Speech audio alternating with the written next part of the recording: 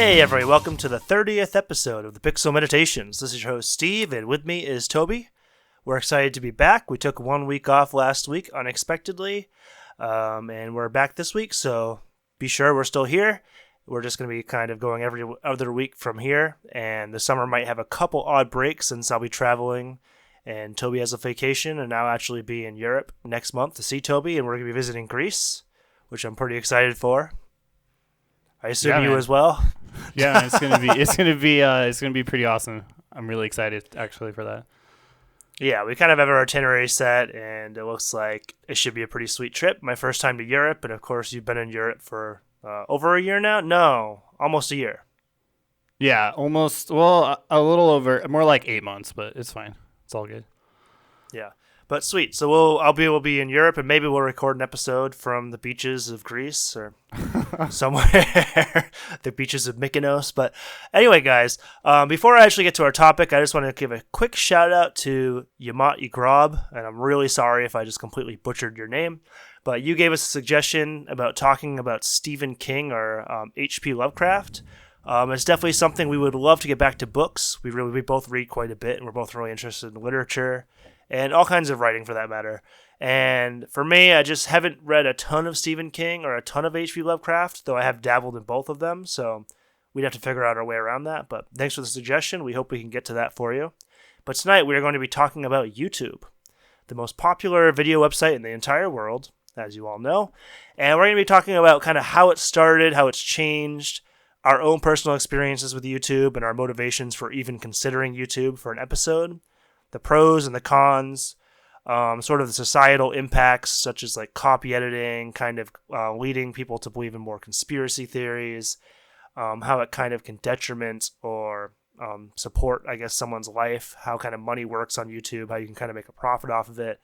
And we're going to be sort of talking about YouTube from all angles, but more along the lines of the approach of sort of discussing what we kind of think is the detriment of YouTube, or what the larger ramifications and impacts of YouTube are on the personal user as well as society as a whole. Yeah. I mean, YouTube is a really, really powerful platform, in many different regards. So, I mean, everybody's familiar with the positive aspects, certainly. Like, anybody can post a video and you can, send that to potentially millions of people around the world. And, yeah, there's very little, cost to doing so. YouTube just takes care of all of it, and it's pretty seamless, and you have access to so much different content. You've called it an infinity pool, which I think is a very apt description. Did you come up with that, or where did you get that? No. Where the heck did I hear infinity pool? It's definitely not my term. It's definitely something that's a legitimate term. I forget exactly where I saw it, but what an infinity pool actually is just a place, mostly on the internet, of course, where there's just unlimited content. Like an entire lifespan, you could not, if you watch YouTube 24/7, you could not possibly watch all the content, even uploaded in one day. So an infinity pool is something that there's just basically unlimited supply of, but also something that's sort of maybe not entirely beneficial, like such as YouTube. You could spend your entire life watching cat videos, and you wouldn't be any better for it. Yeah, I mean, and that's really the thing with it is you can use YouTube in a very kind of like pointless, unhealthy way where you're not being productive whatsoever. But you can also use it, to watch educational videos, lectures, how-to videos, etc., etc. So the positives and the negative parts of it aren't necessarily clear. It kind of depends on the user. But like obviously you can use it in good ways, and obviously you can use it in bad ways. But yeah, I mean the infinity pool aspect of it is pretty insane. Like especially with the algorithms, because once you start watching a certain video, you kind of just like get recommended other videos that are similar to it, and then it's just like you just like fall down the rabbit hole of like whatever topic you're researching or watching videos about. Well, absolutely, and I'm not exactly sure how the algorithm works, but when I first started using YouTube more regularly, which wasn't actually until the last few years, I started subscribing to channels, and I thought it'd be great because I'm like, oh, every channel I subscribe to, like the videos just pop up on the front page, and instead of me having to search for stuff, I can just kind of click stuff unless there's nothing I really want to watch. But then, of course, like that all kind of plays into the algorithm, and you're sort of just led down this rabbit hole of videos that may or may not be in your subscribed channels or like it. And it's really easy to burn, an hour, hour and a half on YouTube, maybe even longer for some people. I can see people sitting there for 2 hours in a night. You start off eating dinner, watching one video, then 80 minutes later, you're like, wow, why am I watching a video about like how jets were made? Or why am I watching a video about, like, well, whatever the heck your topic is you're interested in. So it's definitely an infinity pool, and it's definitely, YouTube's definitely largely run by algorithms that are quite complex and I think a bit hard to understand, especially for the common user.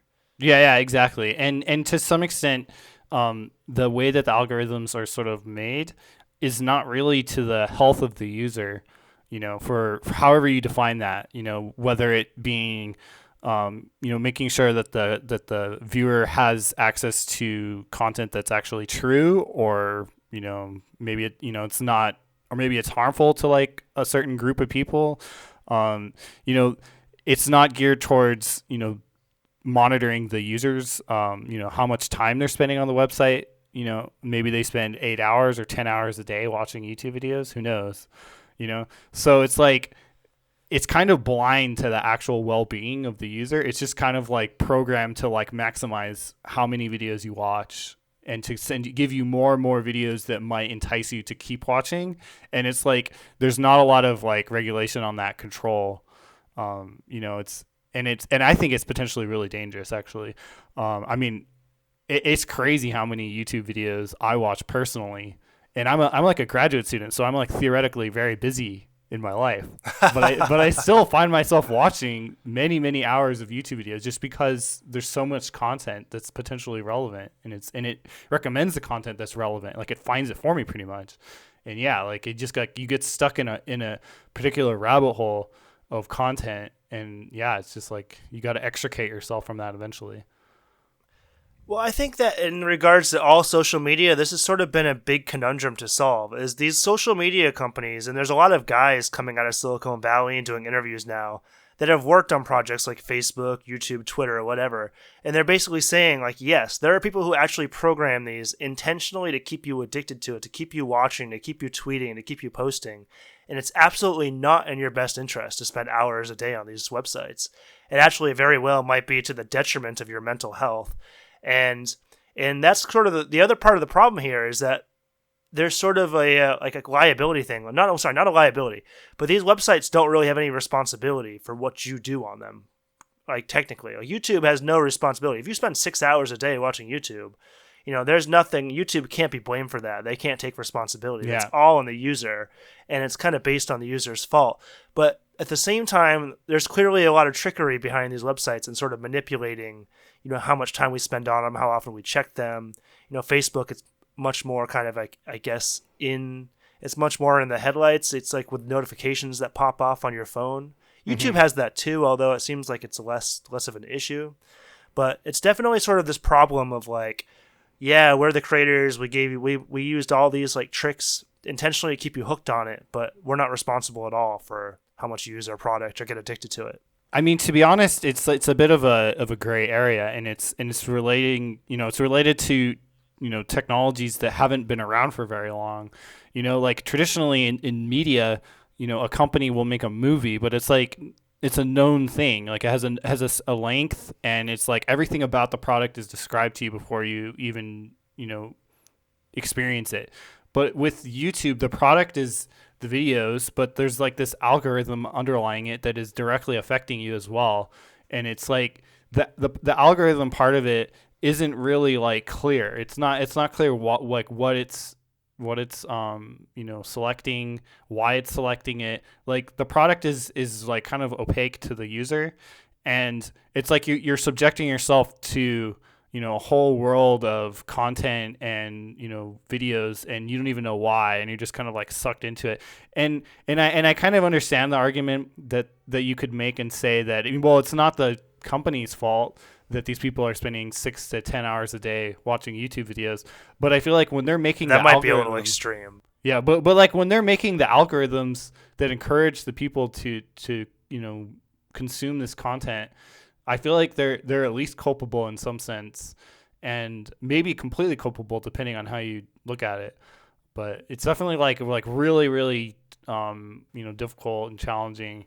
And I feel like it's just like another issue that's kind of like coming to the forefront and something that we have to address.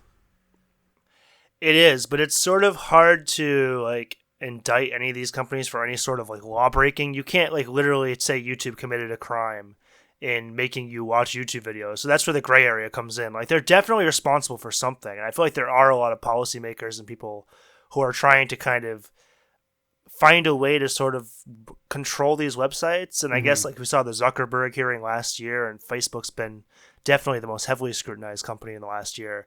But as far as YouTube's kind of gone under the radar, though, and that's kind of something that baffles me is, why is it that Twitter and Facebook are always under attack, yet how has YouTube kind of evaded this problem and sort of stayed under the radar?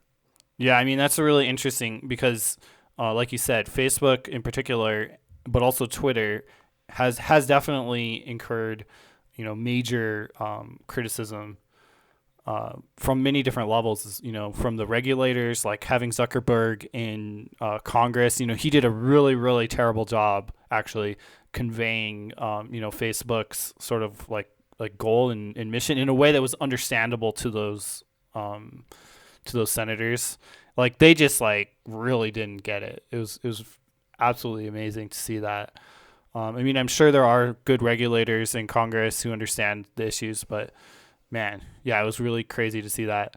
But then I think Twitter in particular is receiving criticism, maybe not for like the attention algorithms, but in particular, I think just like the censorship stuff. Yeah, like there's a lot of high profile cases going on right now. I mean, I kind of, in this sense, like I actually kind of take Twitter's side of it, but there's a lot of like kind of like right wing people who feel like Twitter is biased against them. But it's just kind of funny to me because I feel like maybe like the right wing isn't aware that like Twitter is not a free speech platform and they're not obligated to be a free speech platform. Yeah, for sure. I mean, they don't have a constitution or anything that they're running by. So Twitter I know, but that's a whole other issue here. That's with YouTube as well, and when you're trying to talk about what videos are acceptable or not. And I think the biggest critique I kept running across in my research was conspiracy theory videos. Yeah. The fact that you're sort of all these videos on there about like fake moon landings and JFK not being shot and like all these ridiculous videos that have absolutely zero scientific grounding whatsoever, no factual basis. And yet there's a ton of people that are watching these videos who might be less educated, who might be more prone to believing conspiracy theories. And they're just taking all this stuff for granted. Like, oh man, the moon landing was fake. I can't believe it. I gotta tell everyone. I gotta share this YouTube video. And then, who knows? I mean, this is to me, it sounds a little bit ridiculous. I find it hard to believe that there's a video of a fake moon landing circulating around like Facebook or something from YouTube and all these people are like sharing it and believing it. But there's people out there like that, and, I mean, I think I heard last year, this was in regards to Facebook. I guess it's kind of hard to separate these websites entirely. They're saying like it's a really tough job to actually monitor content. Like the people who are monitoring content on Facebook they're watching really, really heinous videos like suicides, murders, gang rapes, all these kinds of horrible videos in this content. And it's absolutely affecting them mentally. These people are getting more depressed. Some of them are more likely to believe in stuff like conspiracy theories. And I guarantee if YouTube probably has a similar problem with a lot of people watch, and these are videos too, not even just posts. I mean, all these things on YouTube are videos, so people are watching videos of people, dead bodies, suicides, whatever. It's got to be a pretty horrible job to monitor that. So it's a really, really like impossible job to actually monitor all the content that gets put on your website, and then to have to pick and choose. I guess to finally come for a full circle here, to pick and choose like, hey, this person can post this, it's okay, and this person can't. And unfortunately, I mean, not to get political, but I guess like the right is kind of linked with a lot of horrible traits now, stuff like racism and sexism, and that stuff's generally getting weeded out of society. I think that social media is doing its part to help in a weird way, I guess. Yeah. Although, I mean, I think that's it. I don't know. I really don't know if, to be honest, I really don't know if social media is actually doing a significant job at actually helping with that. I mean, if you consider that like Donald Trump is, he spreads his message primarily through Twitter even today. Like he hasn't been curtailed in any way whatsoever. And for YouTube in particular, there is a whole like right wing like YouTube universe. You can kind of get into it if you start watching like Alex Jones videos. Or like just follow the algorithm. Yeah, and like it loops around to like other less extreme people. But yeah, there's a big circle of very, very conservative right wing people on YouTube, and they do tolerate them.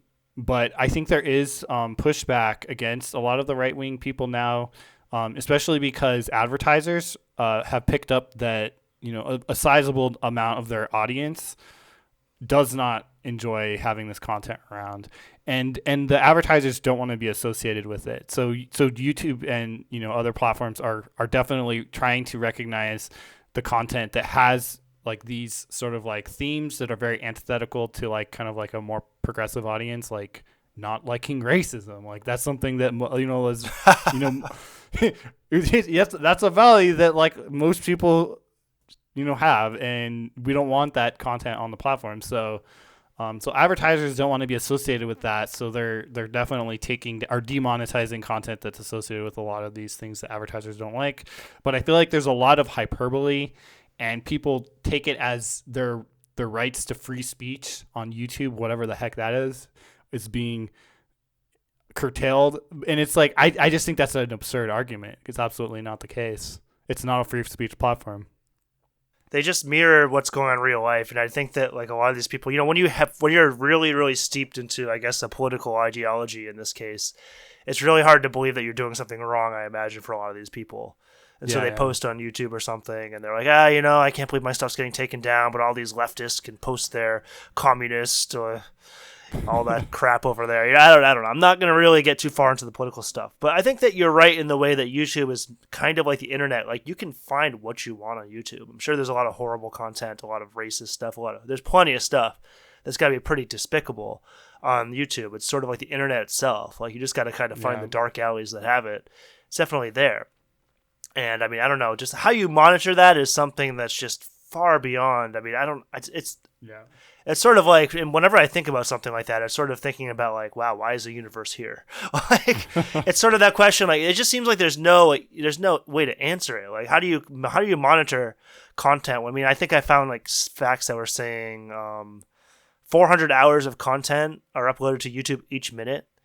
1 billion hours in content are being watched on YouTube every day. Yeah, it's incredible, dude. You don't have enough. There's no way you don't even have enough people to be able to monitor that amount of content. Yeah, I mean, it's obviously handled through algorithms, primarily, but it's really insane, man. Like I've followed YouTube since the very beginning, and back when it first launched, for many years, you could definitely keep up with like kind of like the most popular videos that were uploaded. Like all of the really trendy uploaders. Like, I don't know if you ever remember any of those people, but like, did you watch like Smosh videos?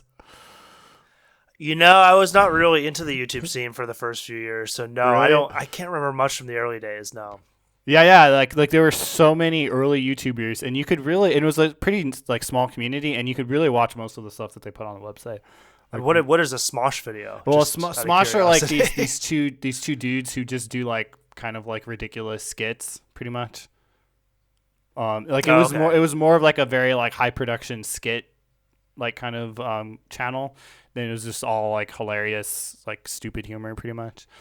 But that was like one of the highest rated channels for at least the first like decade of YouTube, for sure.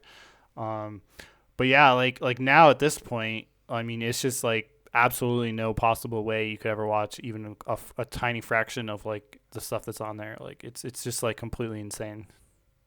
No, and if many of the YouTubers, I'm sure everyone's familiar with this, but if you follow like your favorite YouTubers who are actually very successful, and they talk about the early days, like all of them are like, yeah, none of us could have predicted that YouTube was going to blow up like this. None of us thought we'd be making this much money. Absolutely. Or that the possibilities to make this much money were even there in the beginning. It just seemed like something that was kind of fun to do. And so I mean, YouTube was very unpredictable in terms of its success. I mean, I guess that's a good reason why Google bought it. Google maybe saw that potential earlier than most people. But, Yeah, well, I mean, certainly in the history of the company, it wouldn't have been what it is today without Google. I mean, Google really turned it into this like super platform. Um, like I think it would have probably been more like a Vimeo or something like that. Um, but the fact that it has Google support, yeah, like the growth of it, and also the introduction of like content that comes from like a very traditional source, like music labels and stuff like that. Like all of that content has pretty much migrated onto YouTube now. Like it's the place to put all of your music videos, all that sort of stuff. A lot of, I mean, it is really like central now in terms of media, and it's just like incredible that it's reached that place, I think. well, according to Alexa Internet, it's the second most popular internet site in the most popular website in the world. Which I mean, I can believe it. I can believe it. Yeah, yeah. If someone told me Facebook's number one, YouTube's number two, I believe it.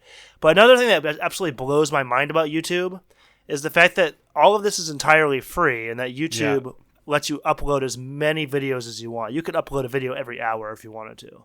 And I mean, there's not really any other websites that give you that much freedom to kind of put out your content. And it's like the quality, like you can upload like an hour long 4K video, and like it's absolutely insane.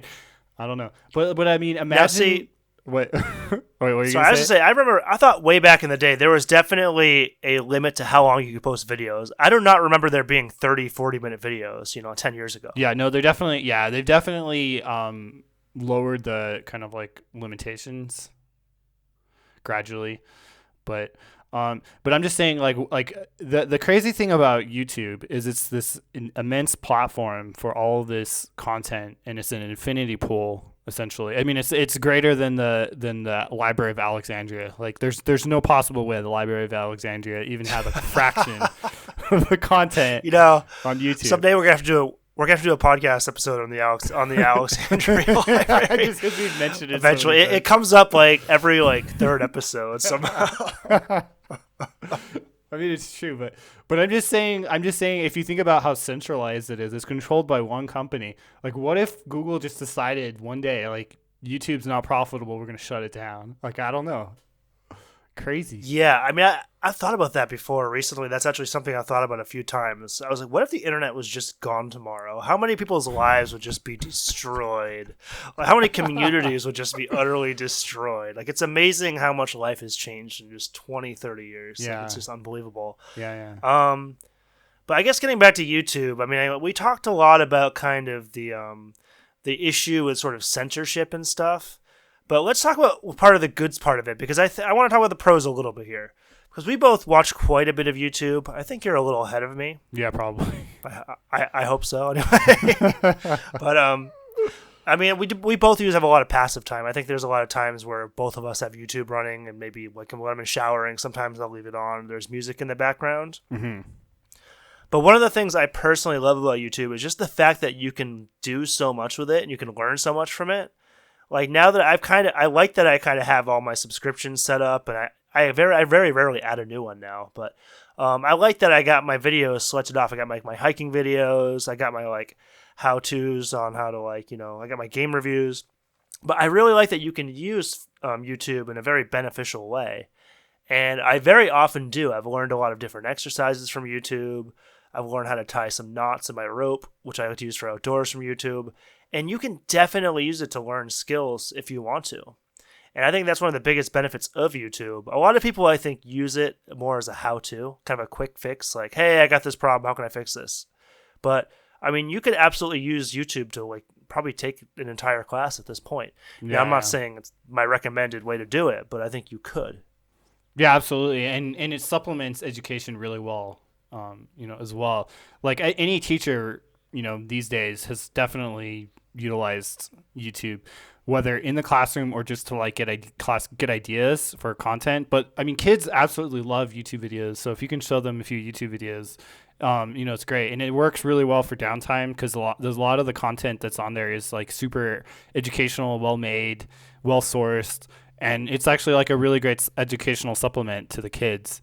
It doesn't always work, because it's very easy for them to just kind of get you to start playing, at least in the case of like Korea, like BTS videos or something.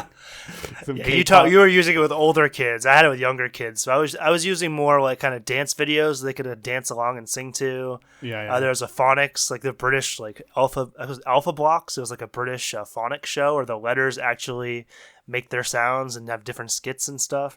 So yeah, it's absolutely, as a teacher, it's definitely useful. I mean, I would challenge you to find me a teacher that said they don't love YouTube in the classroom. Yeah. I mean, it's like it's become an essential tool actually, because it's just like there are so many great videos out there that you can use to supplement your content.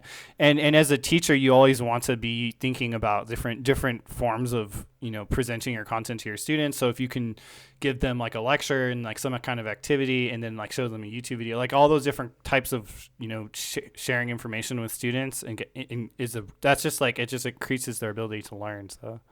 Yeah. And there's also one more thing I really like, because let's say maybe 6 months ago, I had the problem of my PS4 having the beep of death. It kept ejecting discs, and I googled so much on it, and just Google was so annoying to use though, because there's there's just pages and pages and pages of open threads that are very similar, and a lot of them just have these really off the wall suggestions. A lot of them don't really have the question answered. And what I like about using YouTube compared to a basic Google search is that you can kind of click on the video and sort of see how many people liked the video, first of all, like was it actually helpful? And you can actually sort of see like what their solution is sometimes in the title. And YouTube just seems like it's a faster way sometimes to get your answer than a Google search. Yeah, no, it definitely is. And you can immediately see if the problem is the same as the one that you have. And if it is, then it's like it's just like everything is more kind of like organic, like you're actually like interacting, not really, but you're closer to like a real person than if it were like a website with text. So I mean, it definitely has its advantages, but definitely for technology, like computer repair, like I've used it countless times, for that. If you have a random problem with a computer component, like chances are there's a video on YouTube with somebody fixing that.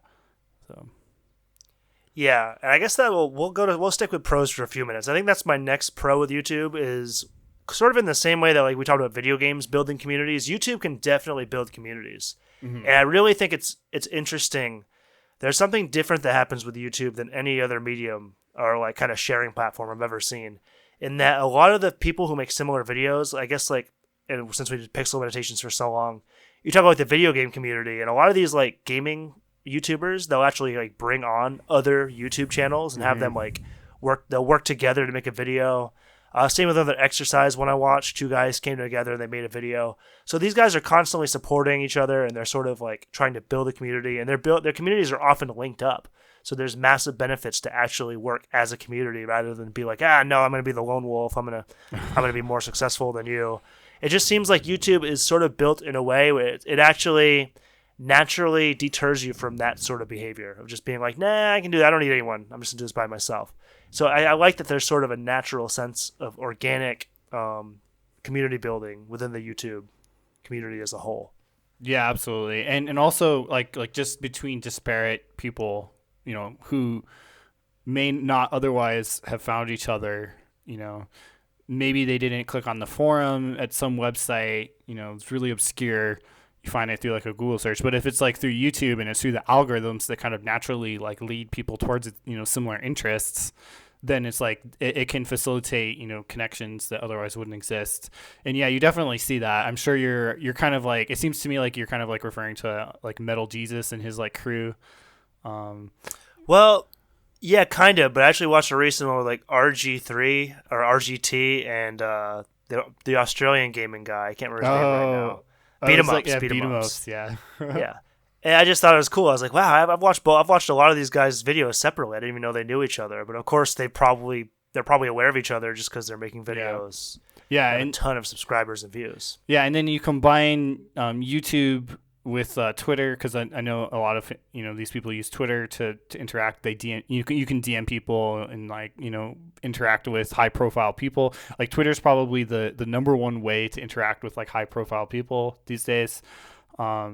It just any other way doesn't have the same effectiveness really, I think. And yeah, like it's facilitating a lot of interactions and community building and that sort of thing that wouldn't otherwise exist. So I mean, that's definitely really awesome, and it's definitely something the internet should do. Like, it should connect us. But sometimes I just worry about the types of people that it brings together, and we've sort of mentioned like kind of like the darker sides of these social media platforms, especially like YouTube promoting like conspiracy theories sorts of things. I mean, it's potentially really, really bad actually because it silos you into like kind of like a worldview. Like it's amazing that there's actually like a community of people on YouTube, and they make a ton of videos about how the Earth is actually flat. Like they fully believe it. Like it's crazy. And you're talking about that guy, Yeah. the guy that spent like $50,000 on his own rocket he's trying to build to get himself into space to prove it. Yeah, and it's just like YouTube absolutely perpetuates, communities of just people who just absolutely just flat out deny our reality. And I don't know what you can do about that. I mean, YouTube could take a heavy stance and just like start banning conspiracy theories, but I don't know. It's definitely, I don't know. It's definitely super problematic that you can have communities like that, and communities of people who like probably wouldn't exist if it wasn't for that. Yeah, absolutely. I'm thinking like pre-internet times, it'd be very hard to get a group of people, a significant group of people that would say, yeah, the Earth is flat. I mean, you might have your outlandish figure here and there that might say that, but you're definitely not going to have like an active community trying to build rockets to prove that the Earth is flat. I mean, I kind of hope they can do it. I'm like, yeah, go out there and prove the Earth is flat, because then you're going to see it's a sphere. But it's sort of like, it's just, yeah, it's definitely dangerous though. I mean, I think in that case, it's a little bit ridiculous. I don't think they can really cause a lot of harm, but I think this is kind of maybe. There was some movie made 10 years ago where like the smartest person in the world became like the most average-minded person. Does this movie ring a bell to you? I mean, it sounds like I don't know. There's a famous book that has that premise as well. We keep like I don't remember the reason for it, but basically like this guy, through some kind of genetic failure, he ends up kind of becoming the smartest guy. But I guess that's my worry, is that I think. And what your worry probably is that stupidity is perpetuated by sort of these communities. Yeah. And ignorance is perpetuated rather than going and actually reading a whatever book, a book on it, or finding a credible source on why the Earth is spherical rather than flat. You're just going on YouTube and be like, oh my God, these guys are saying the Earth is flat. It's probably true. I don't believe in the government. They're evil. It's just sort of this like basic. I probably shouldn't use like a Southern accent for that, but I'm about tried. But what I'm saying is like it's really easy to sort of take something you really hate, such as the U.S. government, go find a sort of like group on the internet, or a group that's like anti-intellectualism, like, oh, intellectualism bad, they keep like perpetuating whatever behavior, and then sort of build a community. And I think that this even happens with global warming to an extent. I mean, how many people on the right can you find that either deny global warming or say, yeah, maybe it's real, but I don't care? And social media can probably perpetuate that information as well. Yeah, and that's the thing. It's really interesting.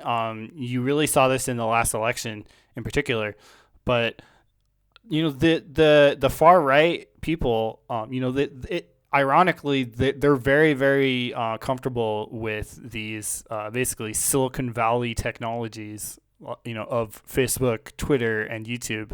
And I think the reason is because it basically acts as a platform, and it enhances their ability to find people to support their cause. And it's like, I don't know, like these, like, it's problematic that there's so many ways for bad ideas to potentially get propagated. Like, I think as rationalists, as like scientists or whatever, like we tend to really want to believe that the best ideas are the ones that win in the end. But things like Twitter and Facebook show us that it's really not the ones that are correct that win. It's the ones that have the most likes. And that's like, I don't know. It's problematic, dude. Well, that's sort of that idea that I think there's sort of a snowball effect here, is when you become like a popular YouTuber or popular figure on the internet, people just tend to gravitate towards you and follow you. And then, of course, imitators pop up. So when you have one guy that's perpetuating, whatever horrible belief he's perpetuating, there's going to be imitators that do the same thing, and then there's a community built that way. Yeah. So yeah, it's definitely dangerous and toxic. And it's not just stuck at it's not only the far right either. There's definitely other dangerous communities out there that are completely separate from the far right. Because YouTube's a global website too. People can use YouTube in virtually any country in the world.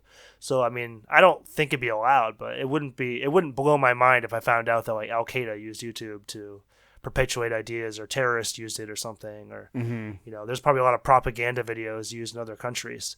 And it's really hard, especially when you have like websites. I think that they transcend governments and they transcend the law in a lot of ways, and it becomes much, much harder to monitor when you have the entire world, all these countries with different laws and different regulations, and then these websites sort of stomp in there and people just gravitate towards them. And I guess China is probably the best example. They sort of fought back, and like, now we're not allowing Facebook in our country. We don't want Google here doing Google Maps. We're going to use our own internet, Taobao. So that it's an interesting problem that the entire world actually faces now. Yeah, absolutely. I mean, I think collectively as a species, we kind of have to deal with the emergence of these kinds of technology, because it really just changes the dynamic so radically, on many different levels. I think fundamentally, like, if you think about it, before the internet, the gatekeepers of knowledge and information were tied directly to like major institutions that were reflective of like our political systems and our economies. Like you had major universities that would make publications, and then people would read the publications, and that's how they would get their knowledge about, I don't know, the curvature of the earth or something like that. But now it's like the role of these major institutions is being usurped by the internet and other sources, and it's like teaching people information, and it's encouraging information that's outside of the mainstream academic view, for example. So yeah, I mean, how do you deal with that, and how do you manage to steer the ship in a way that's like towards something that's in alignment with what the academics think? Is anybody's guess. I mean, I don't know. Right. I mean, I think like for you and I, we're both grounded enough to be able to watch videos and be like, something seems off here. This guy doesn't seem quite like professional. This isn't a real historian. This guy's just spouting a few facts, but there could also be a lot of misinformation in there. And, that's something we've definitely worried about in our podcast as well, while giving information, is like, hey, like, we don't want to be throwing out any facts that are not true, or we want to make sure we have our facts straight. So it's very difficult, because it can even be done in a very benign way. There could be a video YouTube out there who's really passionate about something like Greek history, and he reads a bunch of articles and stuff. He gets one fact wrong, and there's this fact that's being spread to X amount of viewers or readers. So it can be absolutely done by people with a really good heart or mind of what they're trying to make. They're trying to do well, and it just kind of goes wrong. Yeah. But YouTube didn't help themselves here. When they were actually talked about, when they were actually confronted about the conspiracy theory videos, they were talking about using Wikipedia to, like, they're like, how are you going to fix this? You have all these conspiracy theory videos. They're really easy to watch. They pop up in algorithms. Like, what are you guys going to do about it? And when YouTube gave an answer, they were talking about putting text from Wikipedia in as many of these articles as they could, trying to give them the real facts as of stated by Wikipedia. But Wikipedia, of course, is open source, and it's not technically factual. While most of what you read in Wikipedia should be true, you can't 100% use Wikipedia as a fact-based source.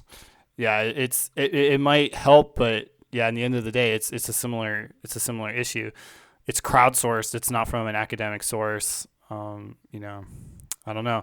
But as far as so when you were talking about like people who have significant influence who may potentially steer things in ways that are outside of their intentions, they don't really mean to, but it's just kind of like what happens because of their background, or maybe they're just not experts on it, but they have a huge audience. It made me think of the influence of like people like Joe Rogan, who I actually kind of like Joe Rogan, and I think I don't always like him. His podcasts are interesting. Like, he has guests on his program who are very right leaning sometimes. Sometimes he has people, he had Alex Jones on there. So he platforms a lot of people who are pretty like against kind of like the mainstream views on a lot of topics. And he's very, very comfortable, talking to a lot of people who kind of like just are just not with the mainstream view whatsoever. And through his own like inexperience with like kind of like the academic world and the fact that he's not a scientist, he's not an intellectual, he's not like, he doesn't have a PhD or in any subject. So he would be the first to admit that, though. He would be. And that's the thing is he would absolutely admit the limitations of his influence. But the problem is he has massive influence. So when he says something and a lot of people believe what he says, even if it's outside of his intentions, he doesn't mean to say something incorrectly or to like not have an academic background, but like so many people are looking towards him for certain views and certain ideas. Like when he says something about like nutritional supplements or whatever being effective, like people are going to listen to him, regardless of what he says. But he's not an expert. Well, that might be one of the areas. That might be one of the areas where he has more experience. But I know what you're talking about because he runs the gamut of politics to gaming to exercise to conspiracy theories. He's all over the map. And his sort of deal, I think, is that he's sort of just interested in having interesting conversations, not necessarily intelligent conversations, but interesting conversations. Yeah. He wants to get charismatic, interesting people, learn people. Some of his guests are highly intelligent, intellectual people. Absolutely. And some of them are not. Some of them are definitely not. And I think that's sort of his thing is when your scope is that wide, he'll literally go from talking like the music industry to talking about, nutritional supplements to talking about video games. Like it's just impossible to be, you're definitely not the orator of facts at that point. You are someone who's trying to learn yourself. But what I like about Joe Rogan is he kind of comes across like that to me. He's not someone who talks kind of stupidly. He doesn't talk out of place most of the time. I'm not going to say never, but most of the time. Yeah. He comes across to me as someone who's trying to learn about something, understand it, and he will attack his guests when they say something stupid. Like he was really fighting with one guest who denied global warming was real, and he's by no means a scientist who can give you facts on global warming, but I believe that he understands the scientists he's talked to and the data he's seen enough to understand that it's probably something you should believe in. So I do think he's a rational-minded person who comes across as someone who's trying to learn and educate at the same time. But I know what you mean. Yeah, I mean, and he would also probably be the first to admit that he has to be really, really careful with what he says because people are going to listen to him. Like he absolutely knows that, and he honestly like doesn't say a lot of dumb things. Like he usually is pretty careful, but it's just like he has such an influence. Like his viewership numbers are greater than like any like network television channel on the internet at any hour. Like his influence on the conversation that people have, like the discourse and just kind of the direction that people are headed towards certain things is just like absolutely gargantuan. Like it's insane. Well, maybe there's an indication here that YouTube and sort of video, sort of the video medium in general is something that we gravitate towards, like a lot of people who don't like to read books or don't really like to read like scientific reports or I guess intellectual pursuits of knowledge. Like I think videos are kind of more of a natural way to engage with facts and learning for a lot of people. And I think there's a lot of rudimentary stuff in there, like body language. And especially Joe Rogan's podcast he records that without editing. That's not edited at all. Yeah. He just records it live and it's out there. So whatever's said is said. And I think a lot of people like that organic approach and sort of trying to piece through the facts themselves and see what's real. And, there's just something YouTube and sort of videos in general have sparked this entirely new way of learning. And I think there might be some benefits to watching videos versus reading articles. As far as I can see, it maybe be something like, it seems more organic. You were talking about earlier, like with the hardware stuff, it's kind of like being there in person, right? You're instead of reading an article and just getting words and trying to process them, then go to your computer to fix it and keep going back and forth. You're sort of seeing everything done in real time in a way that your mind naturally understands from when you're a baby to now. And I think videos are sort of very natural to us because they're human. They're absolutely human. They're in a way that like we're very visual creatures, and we're very good at kind of talking to people, understanding body language, and a lot of us we have a better attention span when it comes to dealing with other humans rather than text on a page. Yeah, absolutely. No, I completely agree. I think, the reason why there hasn't been a lot of criticism towards YouTube relative to Twitter and Facebook is because I think in a large part, the benefits of YouTube for most people probably outweigh the costs, and I think people generally have a like fairly positive perception of YouTube. Like I think it's probably better, generally speaking, for people probably not to watch like TV programs and to just like watch educational YouTube videos. Like that's probably a better use of your time Yeah. if you're gonna do like an apples to apples comparison. But I mean, it's just such a mixed bag with YouTube. Like you really could just like spend your time in a really unproductive bad way, or you can spend it in a better way.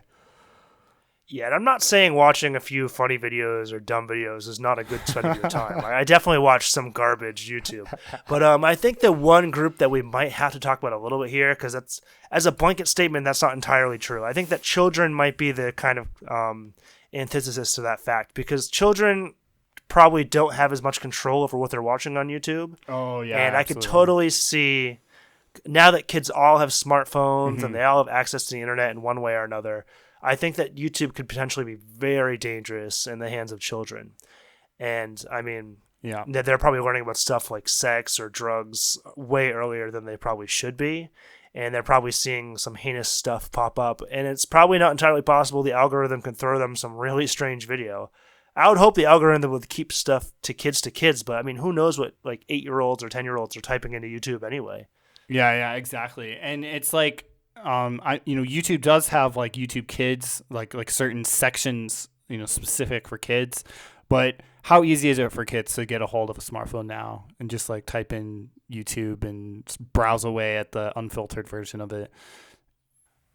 And Right. I mean, yeah. if you're a teacher, I mean, like I have like grade 4 or 5 kids that are making sexual innuendos at this Oh, point, so it's a absolutely, little bit absolutely. strange. And I remember when I was a kid, if you wanted to find any information on sex or drugs or whatever, you had to really try. Yes, we had the internet, but it was dial up, and I usually had to use the internet when like my dad was there and stuff. So for me, I had to like literally look for books or find a friend that knew more than I did about it, and it was a whole process. But Hmm. now kids can literally just go on Google or YouTube and just watch a video about like masturbation or whatever topic they kind of Yeah. like. I don't know. I mean, it's not entirely impossible. As I'm saying, is like I just think that YouTube could be kind of a cesspool for children if they know just enough to type in the wrong words in YouTube. They can find themselves in a very interesting rabbit hole that they probably shouldn't go down. Yeah, and that's a whole nother thing as well. Is I think just like being a kid in general has changed so much, in a really radical way.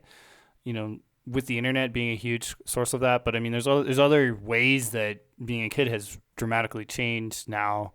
I think just the fact that they spend so much more time indoors, like they don't really spend as much time outside, and even like schools themselves are generally more protective over kids, like not going outside and not being a little rough, like or just like kind of growing up how we did. There's tons of ways in which you know growing up has changed. But yeah, like having access to like a smartphone, like I don't know, man. It's just like unbelievable to me to imagine like seeing like a 6-year-old with a smartphone. It's just like, oh god, Well, what's I would going on? really hope, but yeah, but that's the thing is kids don't necessarily give their kids smartphones when they're 6, but they'll let them use it as kind of like a babysitter type of thing. Like, hey, use this smartphone while Yeah, I go on this business meeting or whatnot. And I don't know. I mean, 6-year-olds might be able to type. They can definitely read somewhat. yeah, I think. absolutely. I don't know. That's Can 6-year-olds no. read? I think so. Um, I think they can. It's pretty basic though. By like 8 though, they're full on YouTubing for sure. Right. So I mean, unless you're really, I mean, most parents probably don't even deal with a lot of the parental guide stuff or parental controls. Like, I don't know. I mean, probably a lot of them do, but I mean, the point is enough parents won't deal with that, where their kid could stumble on something that they shouldn't. Anyway, I don't want to talk about that too much, but I Yeah. think that might be the one case where more detriment than positivity could come to Mhm. your average user is with children. And that was something I kept seeing pop up over and over again as I kept researching like the negative parts of YouTube. That seemed like it was one of the biggest Yeah, yeah. topics. Yeah, and ultimately, I think the biggest thing with computers, YouTube in particular, but just I mean, the internet as a whole, is I think it's beneficial only if it's a supplement to your life, you know? That's like for most people. Like if you use it as a supplement, as a tool, as like an occasional entertainment, that's great. Like that's fine. The problem is when you start living through this platform. And I feel like a lot of people do this. Yeah, I mean, all you need to do is look at the comment section on any video to see how nasty stuff gets on YouTube and just how much time and thought people spend on these videos. And I think, yeah, as a supplement, I 100% agree with that because I love YouTube. Like when I'm eating dinner, and I love to find out some new facts or watch an occasional documentary. But all my friends are not on YouTube. My heroes are not on YouTube. Yeah. You know, the way I go through life learning is not entirely based around YouTube. So YouTube is better as a supplement and a way to do quick fixes and kind of kill a little bit of time. Yeah. But like any other online activity, like it's just not healthy in large doses. You know, it's not much different than something like video games or Facebook in that way. Yeah, yeah, and I think just generally the problem is people have problem pulling themselves from it being like kind of like their central like purpose of existence. Like it's just like it's too much. Like it's too easy to do. Like you can just like slide into that too easily. And maybe, that's on YouTube to make it, less easy for that to happen. I don't know. But, yeah. There could be something later on done with that. But yeah, I mean, I think if I'm on Facebook, I get bored within maybe 10 minutes. Like I can't spend 2 hours on Facebook. I don't know what I would do. Absolutely neither can I. And Facebook for me has never really been a huge problem because I'm just not interested in the lives of other people. Like I just like scroll through it and use it for messaging. I just don't care about Facebook personally. Right. I mean, there's certain instances if I'm looking for a job or something, like maybe a teaching job, that maybe I'll be on there longer than other times. But I'm never sucked into Facebook. I'm never addicted to it. Like, oh my God, I just can't stop watching. My friends post these pictures, and I have no idea what Instagram. I've never had an Instagram. But for me personally, YouTube is by far the most addicting one. Oh yeah. And it's for that reason that there's just so much. The algorithms have gotten so good at picking videos. Now there's like on the right side of your page, there's just a list of videos you might be interested in. Yeah. And you're pretty much guaranteed to be interested in at least one of those videos based on what you usually watch. And you kind of have this mentality that like, oh my God, if I don't watch that, maybe I'll never see that pop up again and I'll forget to watch it. Yeah. So you click it and you watch it. And then you kind of have this vicious cycle you're stuck in. No, it's like, it really is an infinity pool. You can't. Yeah, it's like I feel like there has to be some kind of like Greek myth about this, like it kind of like the or even like the Harry Potter like mirror of Erised or whatever. Like you look into this mirror and you see like your greatest dream or something. Like there's some like captivating magical aspect to it that just like draws us in, and it's like it's kind of like a trap. Like it has some like a little bit of an evil like side to it. Because its purpose is really not to entertain us or to make us live a better life. Its purpose is to acquire our attention so that they can make ad revenue. I mean, that's the fundamental purpose of it and why it exists. It's not to benefit us in some like deep way. Well, I mean, kind of. I mean, I think that like YouTube, I think most of these websites were made with the intention of benefiting people. Mostly, of course, themselves financially, but of course they have to be beneficial to exist. Yeah. And sort of for any online entrepreneur, like someone who creates a website, it has to benefit people for any chance of success. So I agree and disagree with that. I know that is the purpose, for ad revenue. Yeah. But I think that they fully intended it to be beneficial for people. I'm not exactly sure how the three guys who started it actually intended it to work out, but I think there was definitely intention that it would benefit people in some way, whether that was for entertainment or a different purpose. I'm not exactly sure. I think so as well. But I feel like, the people who created YouTube and envisioned YouTube were basically like nerds and like computer programmers. They weren't like sociologists. They weren't psychologists. They don't have like great expertise in what they're doing. And so I think it benefits people in the kind of like the way that like maybe like Snickers benefits people. Like Snickers was not designed by like a someone, an expert in human nutrition. It was designed by someone who really wanted to eat a delicious candy bar, and it So when you're defining sort of benefit as something that's completely healthy, whereas you could argue maybe that entertainment is the benefit in itself. I guess it's not necessarily healthy, but it's a benefit. Or Snickers is a benefit. You have a bad day and you eat it and you feel a little bit better. Of course, it's not beneficial for your health. It's not going to make your skin better. But help you in any way. I just mean in like certain dimensions, like YouTube can be beneficial. But it just because it has certain aspects that are good, it doesn't mean that like it's a good in every possible way. Yeah. And I think for me. Yeah. Well, I was just gonna say, I think that like it seems like YouTube, once you subscribe to all the channels you like, and it's sort of like a mirror of everything you represent. It's sort of like, oh, I got hiking in there, I got gaming, I got, it sort of like starts mirroring your own life, and you get sucked into it. You're like, wow, this just came out with gaming. Wow, this person's doing a hiking review. Like it's sort of like and it's sort of sadistic in that way that it sort of ends up. It's sort of like what you wish you could do that represents your interest, if that makes any sense. Like maybe I can't go hiking today, but I can think about buying the gear for my next hike. Or maybe like I don't want to play Persona 5 for 3 hours, but I can watch a review or someone's opinion on Persona for 5 minutes. It's sort of like a bastardization of my own life's goals and interests. I mean, it's kind of like a fingerprint in a way, and like it kind of reflects your I don't know, your attention or interest in like a weird way. I don't know. I'm sure you could do like they could like hand it over to like like a sociologist or something like that, and they could like come up with like profiles, and they might actually already do this and we don't even know about it. But like they could probably come up with like psychological profiles based on like YouTube viewership or something like that.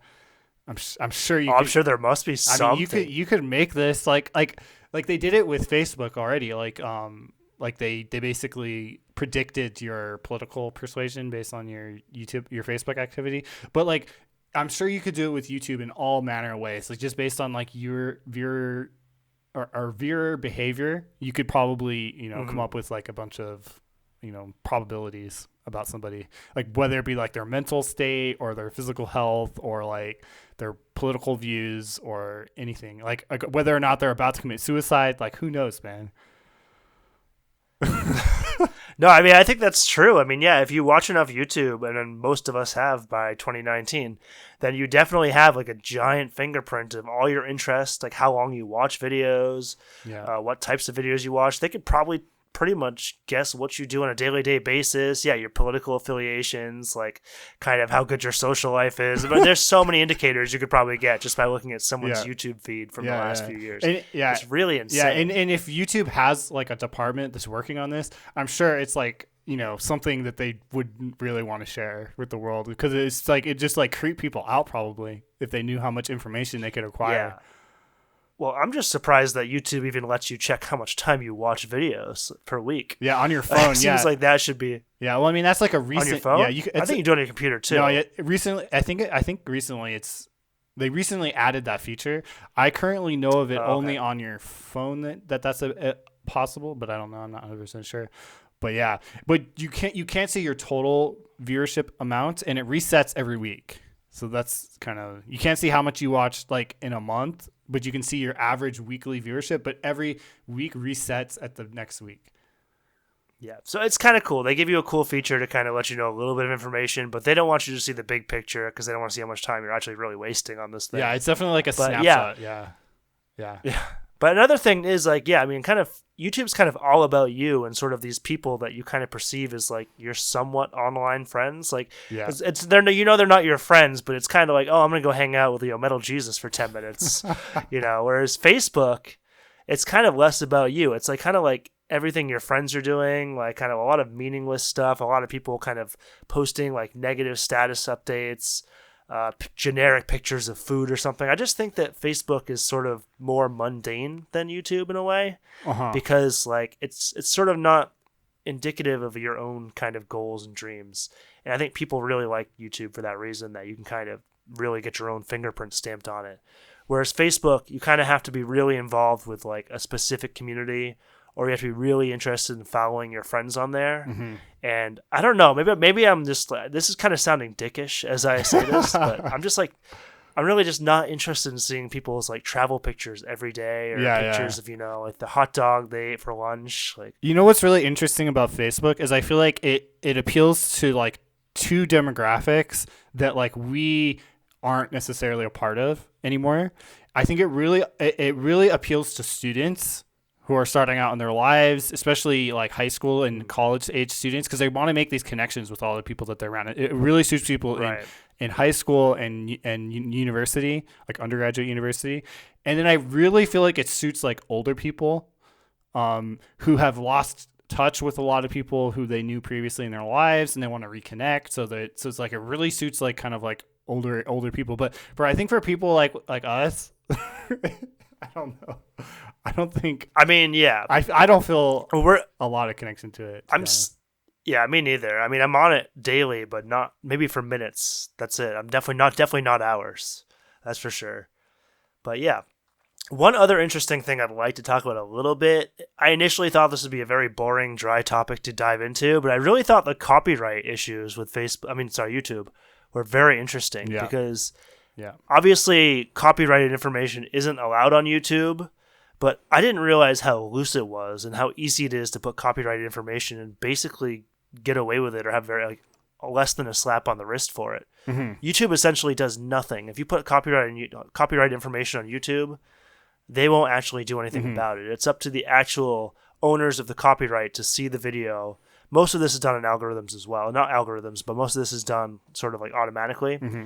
But basically, like I learned they have 4 choices. Like if they see a video or they find a video that has a copyright violation, they can track it, which is basically nothing. Claim the video, which is the most common, and that means they'll just basically rake in all the profits from that video, but the video can still stay online. They can block the video in one country or globally. Or number 4, the only one that actually has legal ramifications, they can take down the video and make a strike. And if a YouTube user gets 3 strikes, then their account is deactivated and all their videos are deleted. But strikes are not common. And what they were saying is, let's say you make a video with some NFL information, and the NFL decides to either block your video or take it and get the money from it. Like what you should do is basically nothing, because then there's really no legal ramifications. But if you fight it, they're more likely to give you that strike. And it's just amazing to me that like this is just such an unlawful situation where there is a law in place technically, but it just YouTube has sort of transcended this law of copyright violation. And the internet has largely transcended this like issue of copyright violation in itself. I mean, you couldn't do much about Napster or torrents either. Yeah. Well, I mean, it's definitely really interesting that like that I don't know, like the law that you're referring to is the Digital Millennium Copyright Law generally, as far as I understand. And yeah, I mean, it is really interesting that it functions in a way where it requires that kind of like human input of like, this is copyrighted material. But well, what they were saying is the first 3 choices, the only one that actually has a human oversight is the strike. If the video is blocked or if the video is seized, it's basically just done automatically. Mm-hmm. Like they've autopiloted it to register whatever information's in the video, and then that makes a decision. Yeah. Like once it's kind of like uploaded as potentially copyrighted material, like say a company puts in a petition to get this particular video taken down, like any subsequent uploads of that content like are automatically taken down, as far as I'm aware. I think so. Yeah. Yeah. Like I think, and that can actually backfire too.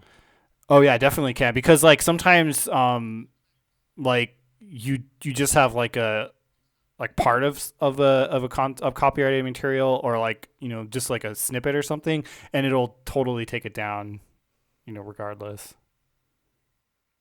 Yeah, so I don't know. I thought it was interesting because it just seems like when they made these copyright laws, they were not thinking of the internet and everybody using that content and everybody being like a distributor of content.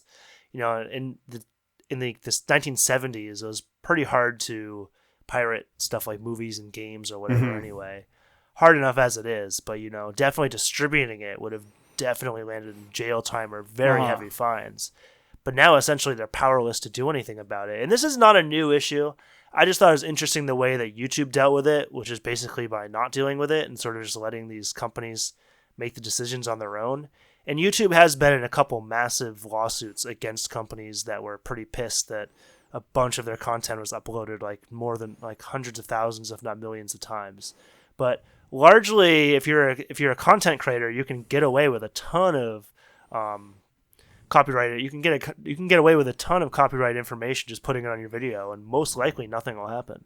I just thought that was pretty interesting in itself. Yeah, I mean, I'm not really a YouTube creator, so I don't know. I don't know specifically from personal experience, but yeah, I mean, it's just like if you think about the scale of what's occurring on YouTube, like the ability to kind of like control this is just like, it's just a monumental, task. It's really crazy. But I think that YouTube actually did a pretty good job with it by kind of giving them options. Like you don't need to like necessarily destroy these people's lives because they took 10 seconds of your movie. Mm-hmm. You can just take the funds from the video, have the money, and then just let them have their video. So the creator can still have the video up there. They can still be successful. Their video can still land them more views later. It can help them with their next video, which may have no copyrighted information. So I kind of like that YouTube took the middle grounds here. Like, yeah, we'll give you options, but we're not going to have you guys tearing down every video and, destroying individuals' lives. Something like we talked about, like Nintendo doing this, like Nintendo's chased a husband and a wife for, essentially pirating their games. So I kind of like that YouTube has been kind of lenient, but has allowed some recourse for companies who feel like they might be getting, basically ripped off by content creators. Yeah, and I think people kind of forget that like what YouTube is sort of attempting to do is a very, very difficult thing, and no company has ever done it at this scale before. So I actually think that when you consider like how challenging this problem is, that YouTube probably does like a fairly good job, but obviously not a perfect job. But I mean, they obviously try to respect copyright content. But yeah, it is. I think it's also good that you pretty much you won't go down in flames for like one violation or something like that. Yeah. I mean, when you just think about how much content you watch on a daily basis that has copyrighted information, I don't know. For me, it's so much. Maybe they're taking clips from a movie, or maybe they're taking But I mean, I guess would someone making a movie review and adding clips of that movie, is that technically a copyright violation? I mean, I think technically it's considered fair use, although I don't think fair use is clearly defined necessarily. But that would be like the argument is that there is a provision within the Digital Millennium Copyright Act for fair use, which allows for certain usage of copyrighted material, provided that there is an addition of some kind of like novelty to it, like say like commentary or some aspect to it. But what exactly fair use is and how that works is something that's sort of like debated, and I think the courts have to decide completely based on that. But yeah, it's definitely complicated. And I think generally YouTube is doing their best to navigate this appropriately, but yeah. Well, in a lot of cases, the user is actually kind of promoting the item. So I mean, I guarantee these movies that are being reviewed or talked about, even when there's a copyright violation, it's actually giving the movie more attention than it would have received otherwise. Yeah, exactly. So a lot of these content creators are actually promoting these items of for free. Absolutely. In a lot of cases. Absolutely. And that's always been, a really, really strong argument against, coming after people who share the kind of like digital versions of a particular, content. It's basically free advertising, I think. And a lot of times people who consume the media through the free, alternative are not people who would have ever ended up purchasing the material to begin with. That certainly applies for music, especially for me. There's a lot of stuff I would absolutely never buy. Like I've listened to all of I don't know, like Blink 182 or something like that. But like I would have never ever ever bought a Blink 182 like album or something. I don't know what. But maybe you would if there was no way you could kind of get it for free. There's no way. I've never cared that much about that band. Oh, you're talking about just stuff that maybe you new exposure to things that you would otherwise have no exposure to. Yeah, like I don't think I would have ever done it. Like I probably would stay into albums and bands that I actually like if I were going to spend money on that. I don't know. Yeah. So I really. But the thing is YouTube has full albums. I guess in the case of music, it's kind of interesting because there's full albums on there. I could kind of see the argument if there was only one song. Like, hey, you can check out, this new band, they made this CD. Here's their single, but the rest of the album is not going to be on YouTube. If you like it, you need to go elsewhere to check it out. But YouTube has entire albums, even new albums, and I'm not sure how much of that might be copyrighted either, or like kind of copyright infringement. So it's sort of like, yeah, I know what you mean. I feel the same way, and I do use YouTube like that. But like, I think a lot of people, and I'm not attacking anyone for this. I do it a fair amount myself. They only listen to an album on YouTube and never buy it, or maybe you kind of torrent the album or something after. And so it doesn't necessarily help the artist, I guess, outside of just increasing listenership. Yeah, I don't know. I mean, that's a kind of like an adjacent, argument or a topic. The idea of definitely kind of like media rights and sort of how to proceed with copyright in the 21st century when we have access to high-speed internet, which literally you could download an entire album. You can download the entire Beatles discography in like probably like 30 minutes onto a device. Probably less. Probably less than that. Like, no, for real. 7 minutes and 20 seconds. like every single Beatles song. Like it's crazy. It's totally crazy. All right. Yeah, no, it is. It's really crazy. All right, man. Well, is there anything else you want to talk about on YouTube? I got through kind of what I wanted to say on YouTube, and I guess through our podcast, we've discovered that I think it's just a mixed bag. There's a lot of pros with YouTube. There's a lot of cons. Yeah. There's definitely stuff that will need to be addressed in the future, such as what content is pulled, what content isn't there, how to keep children from watching bad videos. But there's also a ton of pros, like community building and, sort of being able to use it as a supplementary sort of educational medium. So I don't know. I think it's a mixed bag. In my personal life, I feel the same way about YouTube. I don't think it's detrimental enough where I would cut it out of my life entirely. I don't feel like it's really eating my soul or anything, but I definitely sometimes spend more time on YouTube than I wish. But I gain a lot of cool information from YouTube. I find out new exercise routines, find out new gear, new game reviews. So I don't know. I find it more beneficial to me personally than I do detrimental. Yeah, I mean, I do as well. Although I can definitely feel it in my eyes and just like my body when I've had too much. When I've had too much. And it happens. It absolutely happens. And I'm just like, I gotta stop, like shut down my laptop, like go outside, take a walk, do something different, read a book. Yeah, I think for you, maybe you have that more time. I find it for me, it's sort of something I have to do in like segments anyway. Like maybe I'll be home for an hour for lunch, and I'll watch a YouTube video for 15 minutes. At nighttime, sometimes I can watch it for an hour or so without being interrupted. But I think in general, maybe this is more that kind of problem might be more up in your life than mine, just because of the amount of free time you have. In your apartment. I do have. I mean, I think graduate school is kind of interesting in a way because there's times when you have absolutely no free time whatsoever, and then there's times when it's like all you have is free time. It kind of really depends on what's going on at a particular moment. So what Toby's telling you is when you're watching YouTube for 6 hours a day, you need to find a new hobby to eat up 3 of those hours.